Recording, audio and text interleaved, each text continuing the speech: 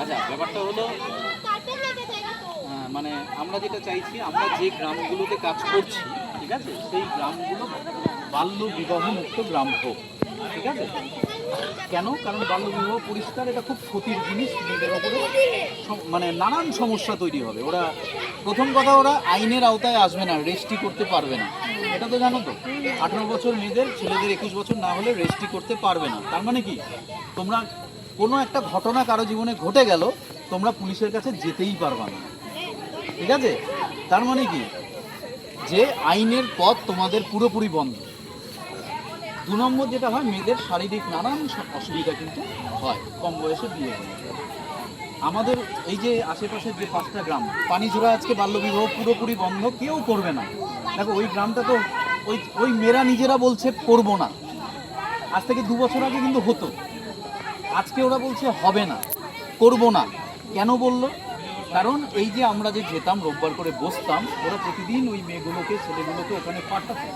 আমরা তো শেখাতে আসিনি, এখানে পড়াতে আসিনি, পড়ার জন্য স্কুল আছে, যে যে স্কুলে পড়ে সেই স্কুলে পড়ুক, সেটা নিয়ে কোনো অসুবিধা নেই। আমরা শুধু কী করতে চাইছি, যে বাল্য বিবাহটা যাতে না হয়, ওদের যে পড়তে হবে, ওদের যারা কবিতা, এই যে আজকে যারা কবিতা শিখছে কবিতাটা শিখতে পারে, যারা কেক বানানো পারবে কেক বানানো শিখুক। তাতে কি হবে, নিজেরা যদি কর্মসংস্থান করতে পারে। আজকে কেক বানিয়ে আলিপুরদুয়ার শহরে অনেক মেয়ে আছে যারা নিজেরা খুব সুন্দরভাবে কিন্তু তারা তাদের বিজনেস তৈরি করেছে, ঠিক আছে। তারা কিন্তু বিভিন্ন অনুষ্ঠানে কেক দিচ্ছে এবং প্রচুর টাকার তারা কিন্তু ইনকাম করছে। এটাও একটা পথ। সবাই যে চাকরি পাবে এরকম কোনো কথা নেই। তাহলে আমাদের বিকল্প পথগুলো তৈরি করতে হবে, বাল্য বিবাহটাকে বন্ধ করতে হবে। সেটা তোমরা পারবা, মায়েরা পারবা। এরকম যদি মনে হয় যে এই মেয়েটা বা ছেলেটার ক্ষেত্রে আমাদের একটু এসে বোঝাতে হবে ওই বাড়িতে, তোমরা আমাদের সেই খবরটা দাও, সেই বাড়ির মা বাবার সাথে আমরা বসি, কথা বলি। মানে আমরা তো বুঝবো না কার বিয়ে হতে পারে বা কে ভাবছে, এটা তোমরা গ্রামে থেকে জানবে। তোমরা একটু চোখ কান খোলা রাখো, তোমরা একটু আশেপাশের বাড়িদের একটু বলো, এইটা একটু বন্ধ করতে হবে। মানে এটা কিন্তু একটা অভিশাপ আমাদের জন্য, ঠিক আছে। তোমরা ভালোভাবেই জানো যারা এসে করো, ঠিক আছে।